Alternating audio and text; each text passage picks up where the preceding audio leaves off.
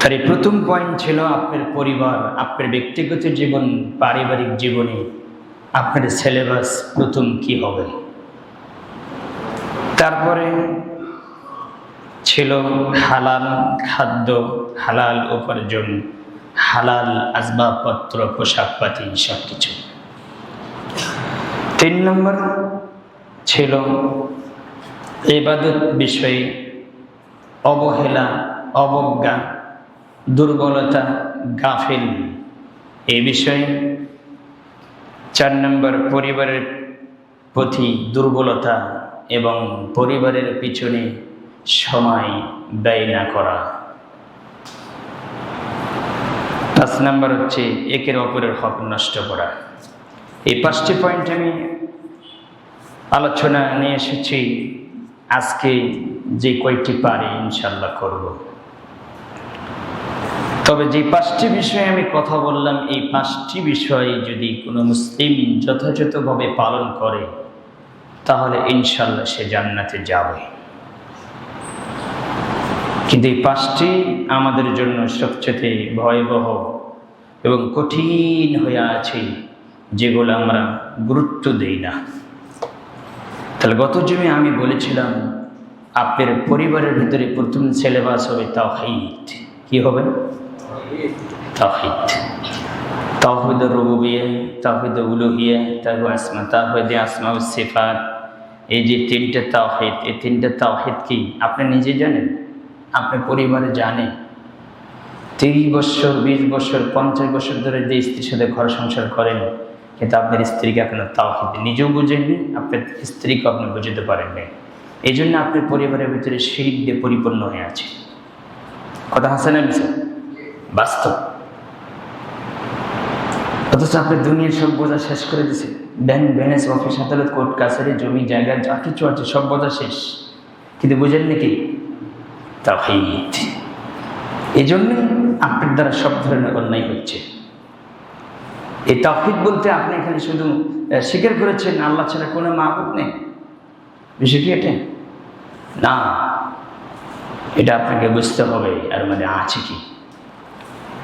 যে মক্কা মদিনার, যে মক্কার মানুষেরা, সকল মানুষ নবী মুহাম্মদ সাল্লাল্লাহু আলাইহি ওয়াসাল্লামের চাচা চাচি, প্রভূত ভাই, মামাতো ভাই, চাচাতো ভাই, যারা কিছু আছে সব কিছু আত্মীয় স্বজন সবাই মুহাম্মদ সাল্লাল্লাহু আলাইহি ওয়াসাল্লামকে ভালোবেসেছে না ভালোবাসে নাই?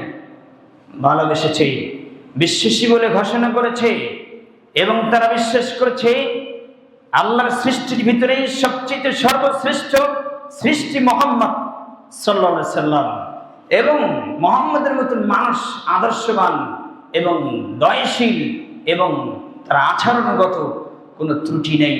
এত মহব্বত করেছে, এত তার প্রতি আস্থা ছিল, এত ভালোবেসেছেন, এবং যার বিষয়ে কিয়ামত পর্যন্ত কোনো খুঁত দেখাতে পারবে না তিনি জীবনে একবার মিথ্যা কথা বলেছে। এত কিছু করার পরে যখন তিনি বললেন যে এই জমিনে শুধু একজনকে মানতে হবে, তিনি হচ্ছেন এক আল্লাহ, কেউ মানেছে? কেউ মেনে নিয়েছে? তখন তার আত্মীয় স্বজন সবাই বলল, বলে কি আমাদের আল্লাহ মাবুদ হচ্ছে 360 জন, বলে একজন। তখন আর মেনে নিতে কতক্ষণ নেবেন? আর মেনে নিতে পারেন। ভালোবাসা কোথায় গেল বলেন? আজও যদি আপনি জমিনে এক আল্লাহর হুকুম প্রতিষ্ঠিত করতে চান, তাহলে আপনার ঘর ছাড়তে হবে, পরিবার ছাড়তে হবে, সমাজ ছাড়তে হবে। আজকে পুরো সমাজ, রাষ্ট্র তো বহুদূরের কথা, পুরো সমাজ পরিবার আজকে তাগুত দিয়ে, শিরক দিয়ে, বেদাত দিয়ে পরিপূর্ণ হয়ে আছে। আজকে আপনি সেই সমাজ মেনে নিতে পারবে না যদি আপনি পূর্ণাঙ্গ সেই আল্লাহর গোলাম হতে পারেন এবং সেই আল্লাহর তাওহীদ পরিপূর্ণভাবে যদি জীবনে এবং পরিবারে বাস্তবায়ন করতে পারেন। মেনে নেবে না, কারণ আজকে সবাই সবার হুকুম নিজের চাহিদা মতো নিজের পরিবার করতেছে। কথা আছে না?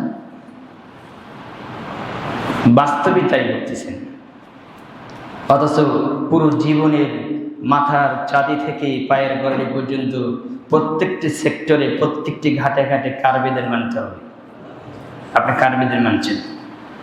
কার বিধান বাস্তবায়ন করছেন?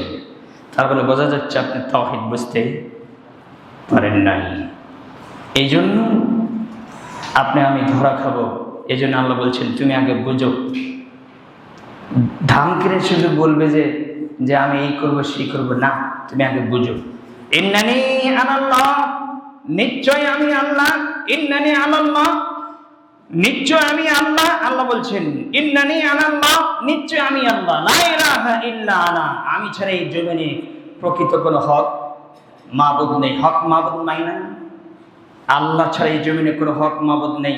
মাবুদ আপনি নিজেই বসে আছেন, আপনার দায়িত্বে আপনি আল্লাহর হুকুম বাদ দিতে নিজের হুকুম জারি করেছেন, আপনি তাগুত। এই জন্য আল্লাহ বলছেন এই জমিনে, সূরা হজের 62 নম্বর আয়াত খুলবেন, আল্লাহ বলছেন এই জমিনে আমি আল্লাহর বিধান ব্যতীত, আমি আল্লাহকে ডাকা ব্যতীত, আমি আল্লাহর ইবাদত ব্যতীত যে যাকে ডাকছি, যে যার অনুসরণ করছে এরা সবাই বাতিল। আল্লাহ বলছেন এরা সবাই কি বাতিল। তাহলে বোঝা যাচ্ছে আপনি আমি এখনো প্রকৃত মুমিন হতে পারি নাই। এই জন্য আল্লাহ বলতেছে আম হাসিবাতুম আন তাদখুলুল জান্নাতা ওয়া লাম ইয়াতিকুম মাসালুল লাযিনা খালু মিন ক্বাবলিকুম। আল্লাহ সুবহানাহু ওয়া তাআলা বলছেন মানুষকে ভেবে নিয়েছে মানুষ এমনি এমনি জান্নাতে যাবে। আল্লাহ বলতেছেন মানুষকে ভেবে নিয়েছে মানুষ কোথায় যাবে? এমনি এমনি জান্নাতে যাবে। আমি তাদেরকে এমনি জান্নাতে দিব পরীক্ষাবিহীন, তাকে আমি পরীক্ষা করব না। সমাজের মানুষ আপনাকে ভালোবাসে কেন? সমাজের মানুষ আপনাকে মহব্বত করে কেন? তাহলে বোঝা যাচ্ছে আপনার সমস্যা আছে।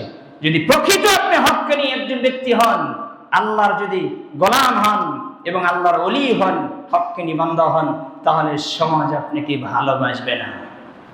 কথা আছে নেমেছে, সমাজ আপনাকে ভালোবাসবে না। মুহাম্মাদের মতো মানুষ, মুহাম্মদ সাল্লাল্লাহু আলাইহি ওয়াসাল্লামের মতন একজন নবীকে সমাজ মেনে নিতে পারেনি, আপনি তো আমি বহু দূরের কথা।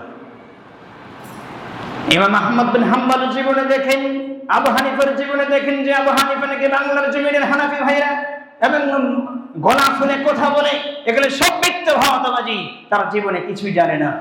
আপনি তাকিয়ে দেখেন ইমাম তাইমিয়া, ইমাম আরো যেগুলো ইমাম আছে, যত বড় বড় ইমাম এসেছে এই জমিনে, এবং যারা ইমাম তাদের জীবনে আপনি তাকিয়ে দেখেন তারা কি করেছে। ইবনে তাইমিয়াকে 8 বার জেলখানা ঢোকানো হয়েছে, তাকে শাস্তি দেওয়া হয়েছে, শেষ পর্যন্ত তাকে মেরে ফেলে দেওয়া হয়েছে। আবু হানিফাকে ফাঁসি চড়াই ঝুলে তাকে হত্যা করা হয়েছে, বিষ পান করা হয়েছিল। আপনি কোথায় আছেন? তাহলে বোঝা যাচ্ছে আপনি এখন প্রকৃত দিন বুঝতে পারেন না। আপনাকে সমাজ মেনে নেয় মানে, সমাজ আপনাকে ভালোবাসে মানে, তাহলে বোঝা যাচ্ছে আপনার ভিতরে ত্রুটি আছে। সমাজ মেনে নেবে না।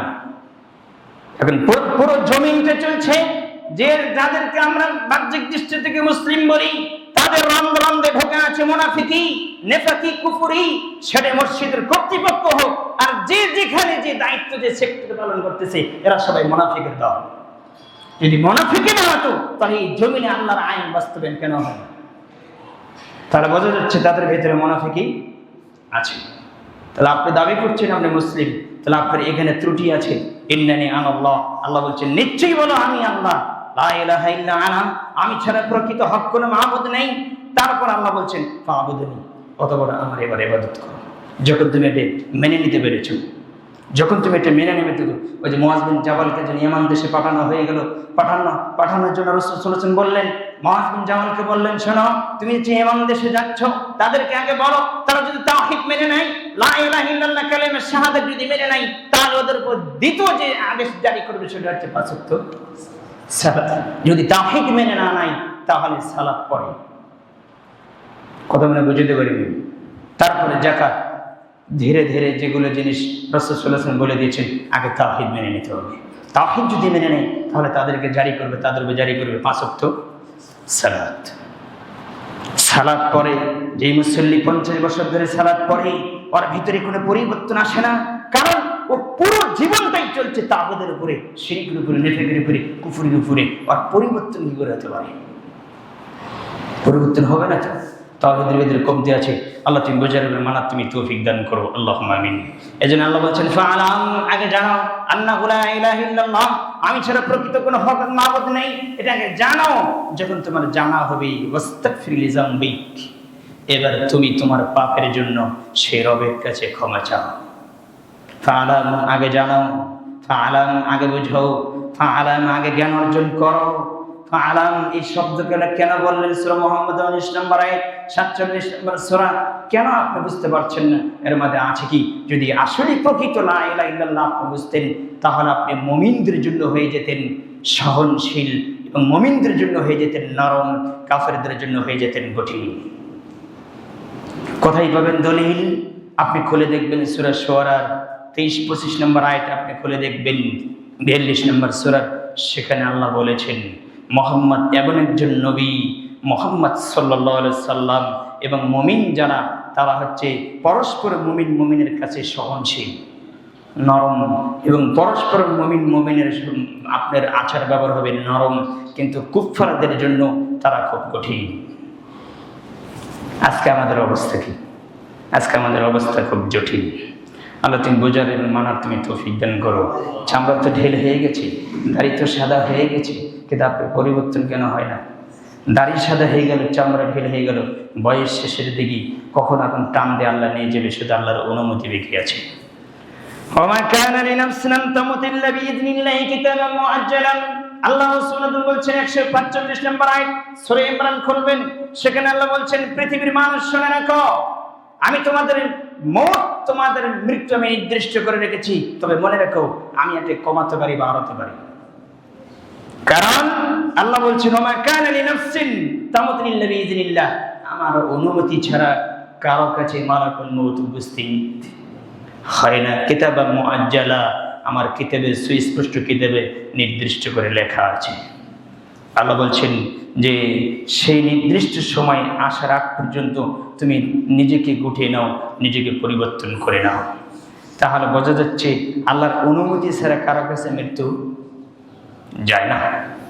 তাহলে এটা আগে আপনাকে সিদ্ধান্ত হতে হবে, পরিবর্তন হতে হবে। বয়স হয়ে গেল, এখন আপনার আচার ব্যবহার ঠিক হলো না, পরিবর্তন হলেন না। কেন হয় না পরিবর্তন? আপনি মানুষ হিসেবে যে আপনার মানবতা আছে, সেটা আপনি নিজেকে বজায় রাখেন। আল্লাহ তো বলছেন ওয়ালাকাদ কাররামনা বানি আদম, আমি বানি আদমের সন্তানদেরকে সম্মানিত করেছি। কে বলেছেন? 70 নম্বর আয়াত সূরা বনী ইসরাঈল।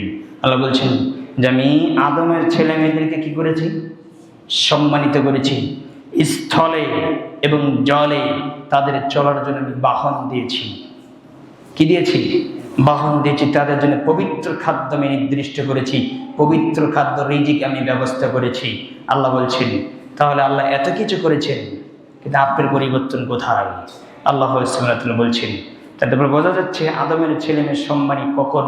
যখন তার নিজের সম্মান ধরে রাখতে পারবে। তাহলে আপনার সম্মান আপনি ধরে রাখেন কখন?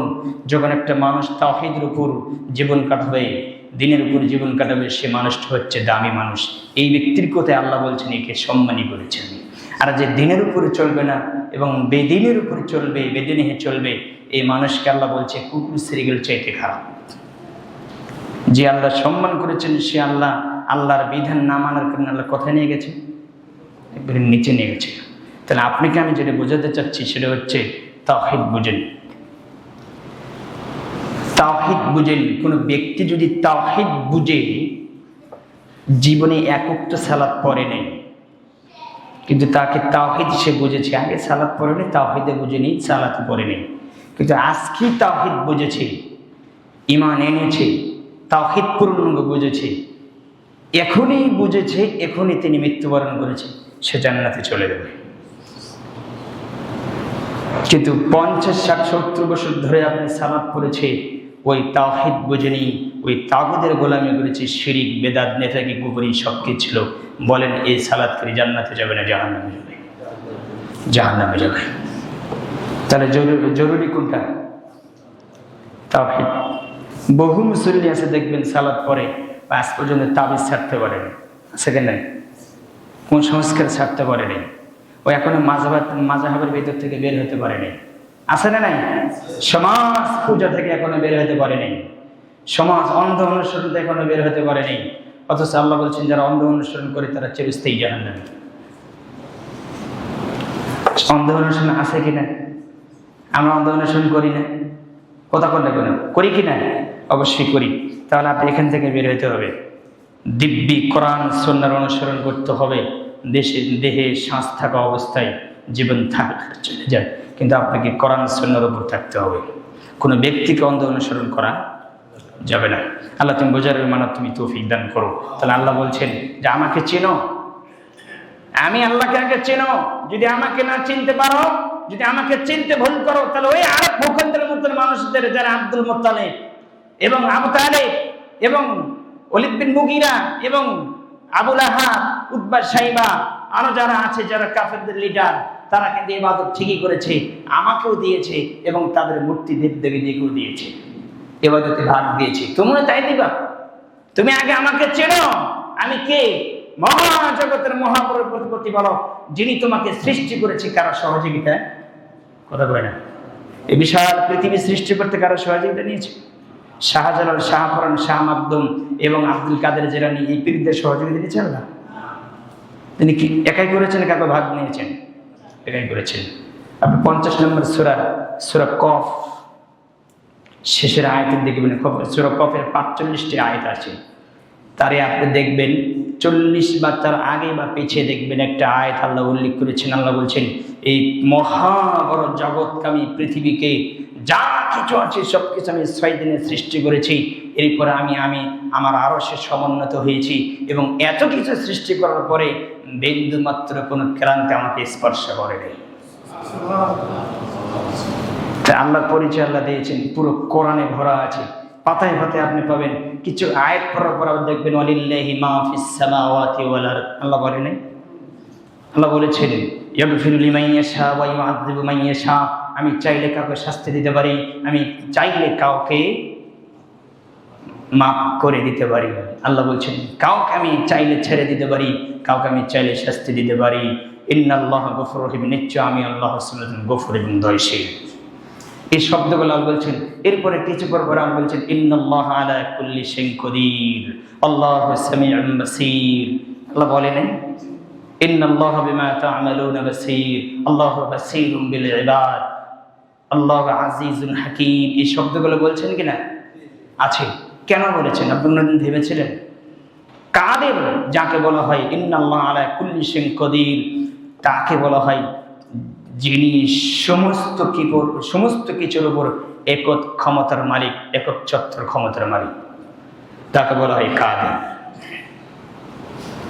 তিনি যদি সারা পৃথিবীর মানুষকে জাহান্নামে ফেলে দেয়, দ্বিতীয়বার কেউ প্রশ্ন করতে পারবে না কেন দিলেন। যদি প্রশ্ন করেন আপনি কেন দিলেন, তাহলে তিনি আল্লাহর যোগ্যতা রাখেন না। নাউজুবিল্লাহি মিন যালিক। তিনি দলিল কোথায় পাবেন? আপনি দেখবেন সূরা আনামের 95 নম্বর আয়াত, সেখানে আল্লাহ বলেছেন ইখরিজুল মাইয়াতা মিনাল হাই মুখরিজুল মাইয়াতা মিনাল হাই। আল্লাহ বলছেন আমি আল্লাহ সুবহানাহু ওয়া তাআলা জীবন দিতে পারি, আমি আল্লাহ সুবহানাহু ওয়া তাআলা মৃত্যু দিতে পারি, কারণ এটা আমি করতে পারি, আমি সকল কিছুর উপর ক্ষমতাবান। তোমরা যদি কেউ পারো যালিকুমুল্লাহ, তাহলে আমি আল্লাহ ঘোষণা করে দিলাম তুমি আল্লাহ। কথা মনে বুঝাতে পারি না? এগুলো তাওহীদ। এই তাওহীদ না বোঝার কারণে আজকে আপনি তাবিজের কাছে যাচ্ছেন। এই তাওহীদ বোঝা না কারণে আপনার সে ইমাম সাহেবের ধন্য ধরেছেন, বাপরে বাপ এত বড় ইমাম, যদি কিছু বেয়াদবি করি তাহলে আমার পরকাল শেষ। কথা মনে বুঝাতে পারিনি? বাপরে বাপ, পীরের কাছে পীরের কাছে আমি যে মাজারে ঢুকলাম, সে মাজারে যদি আপনার পিছনের অংশ দিয়ে আমি বের হয়ে আসি, তাহলে সেই মাজার কখনো আমার ক্ষতি হয়ে যেতে পারে। পৃথিবীর জমিনে সর্বশ্রেষ্ঠ উত্তম জায়গা কোন জায়গা বলেন তো? আল্লাহর ঘর কাবা, দামি ঘর। সবচেয়ে দামি ঘর কোনটি বলেন তো? যেখানে 100 রাকাত সালাতের নেকি পাওয়া যায়। 1 লক্ষ। আর মসজিদে কবাই সালাত করলে ওমরার নেকি পাওয়া যায়। এত দামি যেগুলো জায়গা 1 লক্ষ রাকাতের নেকি পাওয়া যায়, এত দামি ঘর আল্লাহ, সেখানে মানুষ হজ করতে যায়, পিছন দিয়ে বের হয়ে আসে না। কথা মনে বুঝতে পারিনি? এভাবে বের হয় নাকি বের হয়? সামনে দিয়ে চলে যাচ্ছে, তখন পিছে কি থাকে? নিতম্ব থাকে না? তাহলে আপনার পীরের মাজারে ঢুকলে পরে বের হবে, ওইভাবে বের হয়ে চলে গেল। তাহলে পীর আপনার সাথে বেশি দামি হয়ে গেল, মাজার কাবা ঘরের সাথে বেশি দামি। কথা কন্যা করেন, তাহলে সেখানে কেন? এবার কেন?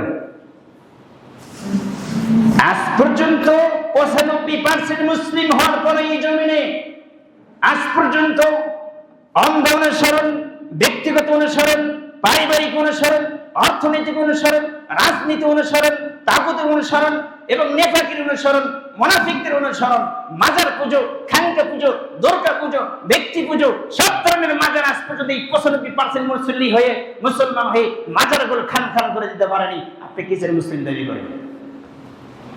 আর বারবার তাদেরকে ইলেকশনে দাঁড়া দিচ্ছেন যারা আপনার দিনকে কবর করতেছে, কবর দিচ্ছে, যারা আল্লাহর কোরআনকে ফেলে রেখে নিজের আইনকে বাস্তবায়ন করছে, তাদেরকে নেতা বানান। আপনি টুপি দাঁড়িয়ে মাথায় রেখে তাদেরকে ভোট মারেন, আর আপনি এখানে বোঝেন যে ইমাম সাহেব আমি অমুককে ভোট দিয়ে আসি, কাম সারছে না, মরে দেখেন না কি করে যাচ্ছেন আপনি। সাবধান থাকেন, আপনাকে আমি বুঝাতে পারিনি, তাওহীদে বুঝেননি আপনি। এমনি করে সালাত করতেছেন, আমরা বলতেছি আমরা জানাজা করবো না, তাই জন্য কথা মনে বুঝাতে পারিনি। এমনি সালাত করেন, আমরা জানাজা করবো না এই জন্য। আপনি তাওহীদ বুঝতে পারেননি, ভেবে চিন্তে আপনাকে কাজ করতে হবে। এক হাদিসে আমি পড়লাম, সারা পৃথিবী যদি এক পক্ষে চলে যায়, একটা টিম যদি আল্লাহর হকের পথে থাকে, সারা পৃথিবীকে আল্লাহ ধ্বংস করতে করতে দ্বিধা করবেন না। শুধু এই টিমকে টিকে রাখার জন্য সারা পৃথিবীকে আল্লাহ টিকে রেখেছে। আল্লাহু আকবার। চিন্তা করছেন আপনি? তাহলে হকের সাথে কে আছে? আল হাক্কু মির রাব্বিক ফালা তাকুনান্না মিনাল মুমতারিন। আল্লাহ বলছেন, হে মুহাম্মদ সাল্লাল্লাহু আলাইহি ওয়াসাল্লাম, হক সত্য আপনার রবের পক্ষ থেকে আসে। অতএব যারা এই সত্য নিয়ে ছিনিমিনি খেলছে, এই ছিনিমিনি যারা সত্য নিয়ে বাড়াবাড়ি করছে, এদের অন্তর্ভুক্ত যারা সন্দিহান হক নেই। আচ্ছা, হক মানতে তখনই কষ্ট হয় যখন আপনার ভিতরে দ্বিধা চলে আসে, সন্দিহান। কথা মনে বুঝতে পারি না, তখন হক মানতে কষ্ট হয় না? তখন হক মানতে কষ্ট হয়। এটাই আরব ভূখণ্ডের মানুষ এই বিপদেই পড়েছিল। মুহাম্মদ সাল্লাল্লাহু আলাইহি ওয়াসাল্লাম যখন বলেছেন, ইয়া আইয়ুহান নাস, হে সকল মানুষ, কুলু, তোমরা বলো লা ইলাহা ইল্লাল্লাহ তুফলিহুন, আল্লাহ ছাড়া প্রকৃত কোনো হক মাবুদ নেই। তখন আল্লাহ রাসূল সাল্লাল্লাহু আলাইহি ওয়াসাল্লাম বলছেন, যদি এটা মেনে নিতে পারো তাহলে তোমরা সফল হবে।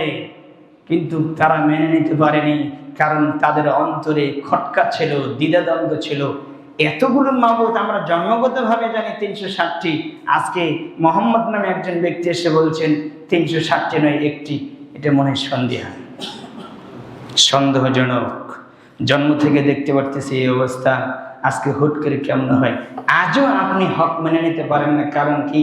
আপনি জন্মগতভাবেই আপনি যেভাবে ইবাদত করেন ওইভাবেই করে আসছেন। হুট করে যদি এখন আমি বলি যে আমি ইমাম সাহেব বলি এটা এইভাবে না এইভাবে, তখন আপনি মেনে নিতে কষ্ট হবে, কারণ আপনি হক মেনে নিতে পারেন না, কারণ আপনি ওই জায়গায় এখনো যেতে পারেননি। এখন একটা আমি কথা বলি, কারণ হক বের হয়েছে সৌদি আরব থেকে, ইসলাম বের হয়েছে কোথায়? সৌদি আরব থেকে ইরাকে ঢুকেছে, ইরাক থেকে ইরানে এসেছে, ইরান থেকে এসেছে পাক ভারত, আপনার পাক ভারতে। তারপরে যারা দায়িত্ব পালন করেছে এদের হাতে ছিল 750 বছর। এরা যখন চলে গেছে তখন যাদের হাতে ক্ষমতা ছিল তারা 190 বছর এই দেশ চালাচ্ছে, ক্ষমতা চালাচ্ছে। এবং এরা যখন চলে গেছে, যখন আপনার পাকিস্তান থেকে যখন এই বাংলাদেশে বিভিন্ন জায়গায় ছড়াছড়ি যারা দায়িত্ব পালন করেছিলেন, এরা সবাই ছিল শিয়া, এরা ছিল কাদিয়ানি। এই উল্টা মানুষদের হাতে 750 বছর ইসলাম ছিল, এখান থেকে উল্টিয়ে গেছে। এই উল্টা মানুষের কাছে ইসলাম ছিল 750 বছর। এরা চলে যাওয়ার পরে যাদের কাছে এসেছে এদের কাছে 190 বছর ছিল। এই উল্টা মানুষের বিভ্রান্তি মানুষের কাছে, এবং এরা ছিল অধিকাংশ শিয়া, mister Jinnah, mister Qadiani, mister Liaquat Ali, এরা সব উল্টা মানুষ ছিল। এদের হাতে ইসলাম ছিল, তা ছিল আরবিতে লেখা। এখন আপনাকে হক বলো যেমন, হক মানো তেমন কঠিন। আরবি সবাই বুঝে না, এবার আরবি বুঝে যখন যে বুঝতে পারে আরবি এটা না এইভাবে, তখন সে হক মেনে নিতে পারে। আর যে বুঝে না সে হক মেনে নিতে পারেনি, আজকে সেই ঘরের মধ্যে আছে। এই জন্য সেই কালে আপনার আবু দাউদ, যিনি আবু দাউদের লেখক, যে গ্রন্থের আবু দাউদ নাম শুনছেন, মান দারাসাল ইসলাম ইয়ানি, তো সেই কালে তিনি বলে গেছেন যে আজকে এই জমিনে যদি একটি গ্রুপ, একটি দল যদি না থাকতো, একটি মানহাজ যদি না থাকতো, তাহলে ইসলাম নামে কোনো কিছু থাকতো না। সেটি হচ্ছে আসহাবুল হাদিস।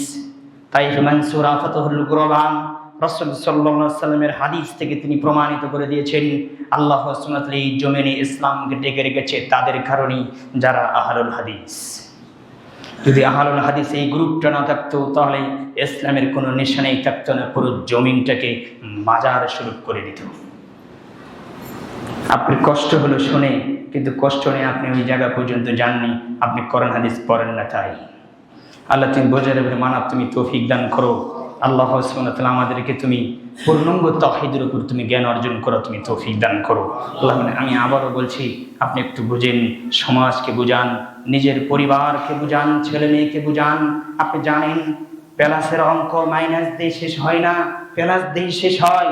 আপনি জানেন মাইনাসের অঙ্ক প্লাস দিয়ে শেষ হয়, কথা কর না কেন? প্লাস দিয়ে শেষ হয়। যারা অঙ্ক করেন তারা ভালো জানেন মাইনাসের অঙ্ক মাইনাস দিয়ে শেষ করা হয়, অ্যান্সার চলে আসে। যদি আপনি মাইনাস প্লাস যদি এক জায়গায় করে দেন তাহলে আপনার উলট পালট হয়ে যাবে। আল্লাহর দিন মানার ক্ষেত্রে, আল্লাহর দিন গ্রহণ করার জন্য কিছু সূত্র আছে। সেই সূত্র হচ্ছে আশহাদু আল্লা ইলাহা ইল্লাল্লাহ, এর ভিতরে সূত্র আছে 9টি সূত্র। ওয়া আশহাদু আন্না মুহাম্মাদান আবদুহু ওয়া রাসূলুহু, এই বংশের মধ্যে আছে 8টি সূত্র। এই সূত্র মধ্যে যদি আপনি এদিক সেদিক করেন, ঈমানও যাবে, আমলও যাবে, কিছুই থাকবে না আপনার। শুধু নামাজ সালাত পড়ে এবং দান খয়রাত করে জান্নাত হবে না, জাহান্নাম সুনিশ্চিত। যদি আপনি কালেমায়ে শাহাদাতে যদি এই সূত্রে গাবলা করেন, আজীবন সালাত পড়ে আপনার ভিতরে পরিবর্তন আসবে না, কারণ আপনার তাওহীদের কি আছে? ঈমানের ত্রুটি আছে। আল্লাহ তুমি বোঝার এবং মানার তুমি তৌফিক দান করো। তাহলে সেই পরিবারকে বুঝান। কোটি কোটি টাকা খরচাচ্ছেন, নষ্ট করতেছেন, এমবিবিএস ডাক্তার বানাবেন আপনার ছেলেকে। এমবিবিএস ডাক্তার বানাবেন, 2 দিন পরে বানাবেন ডাকাত, সাভারের ভিতরে চোর বাটপার বানাবেন। ও এখন 1 টাকা রোগী দেখবে 2000-3000 করে ভিজিট নেবে। অল্প দিনের মধ্যে 1 বছরের মধ্যে বড় লোক হয়ে যাবে। ওই জন্য ডাক্তারি বানাচ্ছেন, ওকে চোর বানাচ্ছেন। ও কি মানুষের সেবার জন্য বসবে? ও গরিব দুরস্ত গরিবকে ফেল করবে না, ওর টাকার দরকার। টাকা ছাড়া সে কথা বলবে না। ওই জন্য আমি আপনাকে বলছি, যদি কোরআনুল কারীম এই 30 পারা কোরআন নাম, যেগুলো মূল যে আয়াতগুলো আল্লাহ কোরআনে উল্লেখ করেছেন, এই আয়াত যদি তাকে বুঝান, তাকে যদি তাওহীদ ঈমান আমল বুঝান, তাহলে ওকে এমবিবিএস ডাক্তার বানান, বিসিএস ক্যাডার বানান। তাহলে বিসিএস ক্যাডার বানারা এমবিবিএস ডাক্তার বানান, ও হবে জনগণের জন্য শান্তিদায়ক, মানুষের জন্য শান্তিদায়ক হবো, ও মানুষের সেবা দিবে। কিন্তু ওকে যদি এই বিদ্যা থেকে, এই তাওহীদ থেকে যদি দূরে রাখেন, তাহলে ও হবে পৃথিবীর জন্য সবচেয়ে বড় সন্ত্রাস, যা চোখের সামনে দেখছেন। ও এমবিবিএস ডাক্তার হয়েছে, কিন্তু ওর ভিতরে তাওহীদ আল্লাহর ভয় কিচ্ছু নাই। কথা হাঁচা নেমেছে। শুধু এই ক্ষেত্রে কেন, সব ক্ষেত্রে। রাস্তার ইঞ্জিনিয়ার বানাচ্ছেন, ওকে আপনার ইঞ্জিনিয়ার বানাচ্ছেন। রাস্তার টাকা এসেছে 8 কোটি, ও 7 কোটি টাকা মেরে 1 কোটি টাকা রাস্তার কাজ করেছে। অথচ দরকার ছিল আগে ওকে তাওহীদ বুঝে না। কথা মনে বুঝাতে পারিনি, টাকাগুলো নষ্ট করেছেন। সম্মানিত মুসল্লি, আমি আপনাদেরকে একটা জিনিস বোঝাচ্ছি, সেটা হচ্ছে নিজে বুঝেন তাওহীদ, পরিবারকে বোঝান। কোটি টাকা খরচ করে হলেও আপনার ছেলে মেয়েকে তাওহীদ বোঝাতে হবে, আল্লাহকে চেনাতে হবে। আল্লাহ তুমি বোঝার মানা তুমি তৌফিক দান করো, আল্লাহুম্মা। বহু আয়াত আছে যেগুলো আল্লাহ কোরআনে উল্লেখ করেছেন, পুরো কোরআন শুধু তাওহীদ দিয়ে ভরা, পুরো কোরআন শুধু তাওহীদ দিয়ে ভরা। কারণ ভিতরে যদি তাওহীদ ঢুকে যায়, তাহলে সে মানুষ হবে স্মরণের মানুষ, তার দ্বারা কোনো ত্রুটি হবে না। যেমন ছিল সাহাবীরা। আল্লাহ তুমি বোঝার মানা তুমি তৌফিক দান করো। একটি বিষয় আমি বললাম যে পরিবারকে ঠিক করেন। পরিবারকে যদি ঠিক না করেন, তাওহীদ না বুঝুন, তাহলে এই পরিবার ইসলাম মেনে নেবে না, আপনার কথা শুনবে না। 2 দিন চেষ্টা করে মারধর করে সালাত পড়াবেন, 3 দিন পড়লে হাইস্ট 3 দিন 1 মাস, তারপরে আর সালাত পড়বে না। ও আল্লাহর হক বোঝে না, ও তাওহীদ বোঝে না। আল্লাহ তুমি বোঝার মানা তুমি তৌফিক দান করো, আল্লাহুম্মা আমিন।